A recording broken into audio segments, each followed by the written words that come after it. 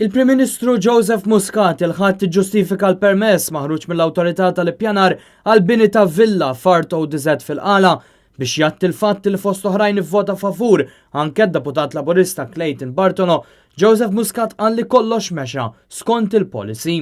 Il-mod ta' kif ħareġ il-permess kien wieħed skont ir-regoli.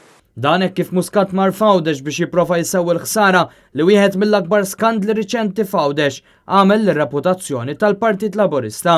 Iżda minn diskors ta' aktar minn nofsija, Joseph Muscat għatta biss anqas minn 5 minuti biex jitkellem dwar dan u waħħal kollox fl-awtorità tal-ippjanar fejn qatt ma semma lid-deputat ħabib tiegħu stess li vvota favur dan il-permess.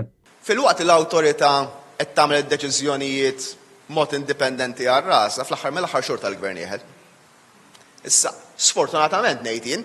U waqt li l-oppożizzjoni minn dejjem kienet kontra li joħroġ dan il-permess, Muscat iddikjara li wara kulħadd bravu biex jagħti d-deċiżjoni ta' gvern laburista kontra l-Awċin. Illum il-ġurnata mbagħad wara kulħadd bravu wieħed joqgħod jipponta subaħ lejn persuna jew oħra, jew with hindsight tajt kont iktar sensittiv jew lejn. Il-kelliema ta' qablu, is-Segretarju Parlamentari Rodrik Galdes u l-Ministru Edward Cicluna għażlu li jinjoraw għal kollox din il-kwistjoni. Al kontrarju, esponenti laburisti komplew jikkritikaw l-gvern tagħhom stess. Sajru Senċer qal li l-bord tal-awtorità tal-ippjanar għandu jinbidel u appella biex il-permess jiġi revokat immedjatament.